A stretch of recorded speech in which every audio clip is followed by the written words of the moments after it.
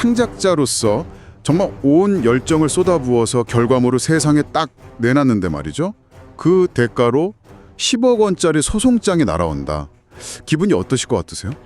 오늘은 K-팝 산업의 최전선에서 하나의 신드롬을 일으킨 그룹 뉴진스, 그리고 그들의 신화에 날개를 달아준 제작사 돌고래 유괴단, 이 두 팀 사이에 벌어진 아주 복잡하고 또 씁쓸한 법적 분쟁을 깊이 한번 들여다보려고 합니다. 네, 이게 단순히 그냥 누가 옳고 그르다 이런 문제를 넘어섭니다. 한때는 정말 최고의 시너지를 내던 파트너였잖아요.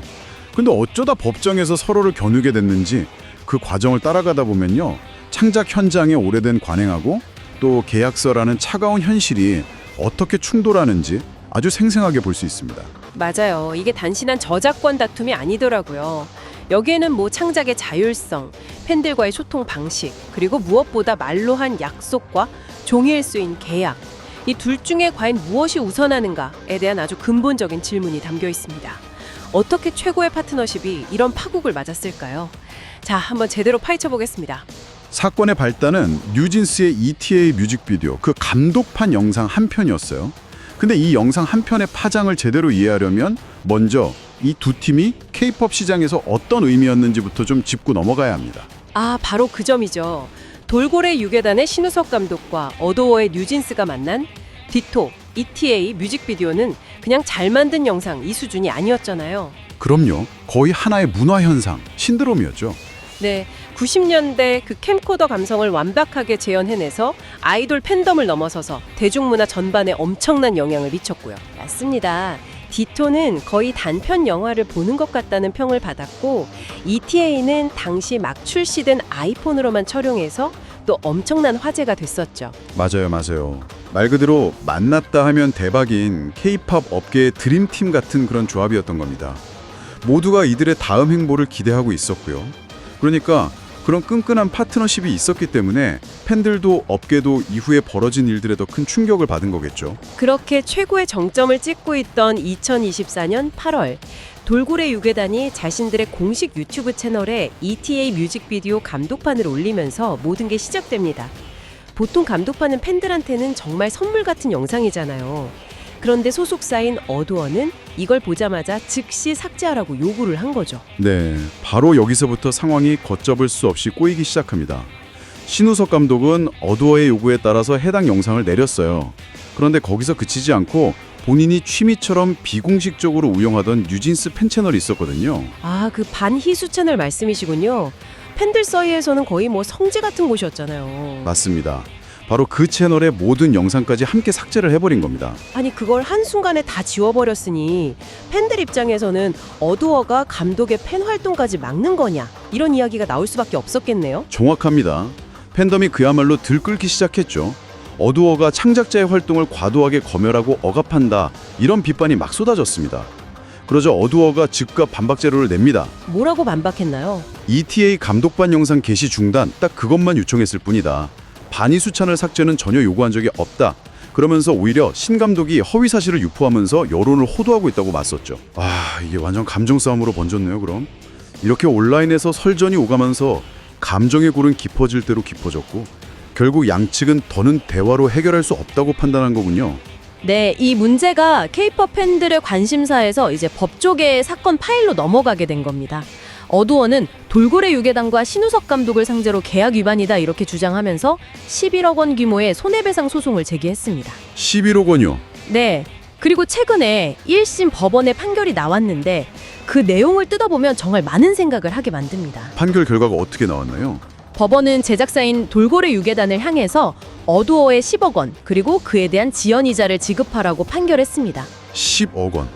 와, 그럼 어도어의 손을 들어준 거네요. 네, 원고 일부 승소 판결이었죠. 그런데 궁금한 점이 있어요. 소송 대상이 제작사인 돌고래 유괴단이랑 신우석 감독 개인 둘 다 아니었나요? 아주 중요한 지적입니다. 법원은 신우석 감독 개인에 대한 손해배상 청구는 기각했습니다. 아, 감독 개인은 책임이 없다고 본 거군요. 그렇죠. 법적 책임의 주체를 창작자 개인이 아니라 계약의 당사자인 회사로 한정한 겁니다. 이건 뭐 감독 개인의 창작 활동 자체를 문제 삼기보다는 회사 대 회사의 계약 관계에 더 무게를 둔 판단이라고 해석할 수 있죠. 하지만 이 판결의 진짜 핵심은 따로 있습니다. 그게 뭔가요? 재판 과정에서 양측의 주장을 들어보니까 감독판 영상을 돌고래 유괴단 채널에 올려도 좋다. 이런 구두 합의가 있었다는 정황이 드러났습니다. 심지어 당시 어두호 대표였던 민희진 씨도 증인으로 출석해서 감독판을 별도로 게시하는 것에 대해 서로 말로 협의한 사실이 있다고 증언까지 했어요. 아니 잠시만요. 그게 좀 이해가 안 되는데요? 네, 바로 그 지점입니다. 아니 법정에서 양쪽 모두 우리말로 약속했었다고 인정을 했다면서요. 근데 왜 돌고래 유괴단이 10억 원이나 물어줘야 하는 거죠? 이건 상식적으로 말이 안 되잖아요. 약속을 했다는 걸 인정해놓고 그 약속을 지킨 사람한테 벌을 주는 셈이니까요. 바로 그 지점이 이 사건의 심장이자 컨텐츠 업계에 계신 모든 분들이 정말 등골 서늘하게 느껴야 할 부분입니다. 재판부가 이렇게 판단한 겁니다. 두 사람 사이에 구두 합의가 있었던 사실은 인정된다. 네. 하지만 두 회사가 처음에 맺었던 계약서에 모든 추가 합의나 변경 사항은 반드시 서면으로 동의를 받아야 한다는 조항이 있지 않나? 그 조항을 지키지 않았으니 명백한 계약 위반이다. 이렇게요. 와, 이건 정말 충격적인데요. 그럼 이 판결이 주는 메시지는 너무 명확하네요. 아무리 친하고 신뢰하는 사이라도 심지어 서로 약속했다는 사실을 인정하더라도 결국 법정에서는 서류 한 장이 모든 것을 결정한다. 업계분들한테는 정말 씁쓸한 교훈이겠어요. 그렇죠. 바로 계약법의 엄격성이 드러나는 대목입니다. 인간적인 신뢰와 구두 약속이라는 실질보다 계약서에 적힌 서면 동의라는 형식을 우선한 아주 냉정한 판결이었죠. 이 판결은 그동안 업계에 만연해 있던 좋은 게 좋은 거지, 일단 진행하고 나중에 정리하자, 이런 식의 구두 합의 관행에 아주 강력한 경고등을 켠 셈입니다. 그런데 말이죠. K-팝처럼 정말로 빠르게 돌아가는 산업에서 모든 걸 다 서면으로 남기는 게 현실적으로 가능한가요? 현장에서 이거 어때요? 하고 아이디어가 나오면 바로 실행해야 하는데 그때마다 법무팀 검토받고 서면 합의서부터 작성하라는 건 어쩌면 창의성을 죽이는 일이 아닐까요? 현장의 속도감을 전혀 고려하지 않은 판결 같아요. 그 부분이 바로 돌고래 유괴단 측이 항소심에서 가장 강력하게 주장할 부분 중 하나일 겁니다. 업계의 현실과 특수성을 무시한 판결이다라는 거죠. 당연히 돌고래 유괴단은 1심 판결에 불복하고 즉각 항소했습니다. 항소심에서는 어떤 논리로 다툴지가 궁금해지네요. 법리적으로 정말 치열하겠어요. 약속의 실질과 계약의 형식이 정면으로 부딪히는 거니까요. 네, 항소 이유서를 보면 크게 두 가지 전략을 내세우고 있습니다. 첫째는 방금 우리가 얘기했던 그 법리적 모순입니다. 1심 재판부가 구두 합의의 존재를 인정해놓고 단지 서면이 아니라는 절차적 이유만으로 수십억 원의 책임을 묻는 것은 논리적으로 모순이다. 이렇게 정면으로 반박하고 있습니다. 일리가 있네요. 말로 한 약속의 효력을 법원 스스로 인정했으면서 왜 그에 따른 책임은 지우냐 이 말이군요. 그럼 두 번째 주장은 아마 그 10억 원이라는 금액 자체에 대한 것이겠죠? 정확합니다. 바로 그 지점을 파고들고 있죠. 두 번째 주장은 이겁니다. 이번 뉴진스 프로젝트는 회사의 이익을 위해서가 아니라 작품의 완성도와 포트폴리오 확장을 위해 오히려 적자를 감수하며 진행한 작업이었다. 단순히 계약을 어겼으니 돈을 내라는 게 아니라 우리는 이 프로젝트로 돈을 벌 생각도 없었는데 이 정도의 배상액은 너무 과하다고 주장하는 거죠. 아, 그래서 이 프로젝트로 얼마를 벌고 얼마를 썼는지 그런 손익 관련 자료까지 제출하면서 예술적 성취를 위한 작업이었다는 걸 강조했군요. 이건 10억 원이라는 배상액이 과도하다는 점을 어필하면서 동시에 재판부의 감정적인 부분에 호소하려는 전략으로도 보이네요. 네, 창작의 가치를 단순히 금전적 잣대로만 판단해서는 안 된다. 이런 호소이지도 합니다. 이제 본격적인 2라운드가 시작된 셈인데 여기서 돌고래 유괴단이 또 다른 법적 조치를 취했습니다. 판결에 불복해서 항소하는 것까진 이해가 되는데 또 다른 법적 조치가 있었다고요? 강제 집행 정지 신청이라. 단어만 들어서는 감이 잘 안 오네요. 이게 패소한 입장에서 꺼낼 수 있는 일종의 방어 카드 같은 건가요? 방어 카드라는 표현이 아주 적절합니다. 우리나라 법에는 가집행이라는 제도가 있습니다. 1심에서 이긴 쪽은 상대방이 항소를 해서 2심 재판이 진행 중이더라도 그 결과를 기다리지 않고 1심 판결 금액을 미리 집행할 수가 있어요. 즉 당장 어도어가 돌고래 유괴단의 언행 계좌나 자산을 압류해서 10억 원을 받아낼 수 있다는 뜻입니다. 항소심이 한창 진행 중인데도요? 아니 만약에 2심에서 판결이 뒤집히면 그때는 어떻게 되는 건가요?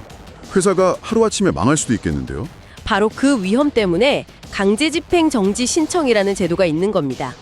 1심에서 진 쪽이 항소심에서 결과가 뒤집힐 가능성이 있으니 최종 판결이 나올 때까지 가집행을 잠시만 멈춰달라고 법원에 요청하는 절차죠. 물론 법원이 그냥 해주지는 않고요. 보통 판결 금액의 일정 부분을 법원에 공탁금으로 맡기는 것 같은 조건을 겁니다. 아, 그러니까 항소심에서 이길 기회조차 얻지 못하고 회사가 재정적으로 무너지는 최악의 상황을 막기 위한 최소한의 방어 조치라고 보면 되겠군요. 맞습니다. 정말 복잡하네요. 정리해보면 한때는 K-팝 최고의 시너지를 내던 창작 파트너가 유튜브 영상 한 편을 계기로 이제는 10억 원이라는 돈을 두고 법정에서 싸우고 있는 거군요. 그 중심에는 말로 한 약속과 문서로 된 계약 사이에 거대한 간극이 있고요. 아, 정말 안타까운 상황입니다. 이 사건은 단순히 한 연예 기획사와 제작사 간의 분쟁을 넘어섭니다. 콘텐츠 산업에 종사하는 모든 창작자, 기획자, 아티스트에게 아주 중요한 질문을 던지고 있죠. 우리가 현장에서 맺는 수많은 관계와 계약 속에서 신뢰의 범위는 어디까지 유효하며 계약서의 힘은 과연 절대적인가? 바로 이 질문 말입니다. 특히 K-팝처럼 속도와 트렌드가 생명인 산업에서는 빠른 의사결정을 위해서 구두 합의가 정말 빈번하게 이루어지잖아요. 감독님, 이 아이디어 좋은데요. 바로 가시죠. 이런 식으로요. 이번 사건은 그런 현장의 관행에 대해 모두가 다시 한번 생각해보게 만드는 계기가 될 것 같습니다. 맞습니다. 이번 판결로 인해서 앞으로는 제작 현장에서 조금이라도 중요한 합의 사항은 이메일이나 메시지 같은 최소한의 기록이라도 남기려는 움직임이 커질 겁니다. 한편으로는 계약 관계가 더 명확해져서 좋지만 다른 한편으로는 창의성과 유연성이 위축될 수도 있다는 우려도 나오죠. 그야말로 양날의 검입니다. 항소심에서는 과연 어떤 판결이 나올까요? 창작자들 사이의 구두 합의, 즉 그 약속의 정신을 법원이 좀 더 중요하게 들여다볼까요? 아니면 이번에도 계약서의 형식이 모든 것을 압도하게 될까요? 이 판결의 형방에 따라 앞으로 우리 콘텐츠 제작 현장의 계약 문화에도 적지 않은 변화의 바람이 불 것 같습니다. 결국 이 문제는 법의 잣대를 어디에 두어야 하는가 이 질문으로 귀결됩니다. 당사자들의 진짜 의도와 신뢰관계를 존중해야 하는가 아니면 사회 질서를 유지하기 위해 정해진 형식과 절차를 엄격하게 따라야 하는가 아주 오래된 딜레마죠. 여러분이 만약 이 사건의 배심원이라면 과연 누구의 손을 들어주시겠습니까? 차가운 계약서의 조항인가요? 아니면 뜨거웠던 파트너십의 약속인가요? 이 질문을 남겨드리며 오늘 탐사는 여기서 마무리하겠습니다.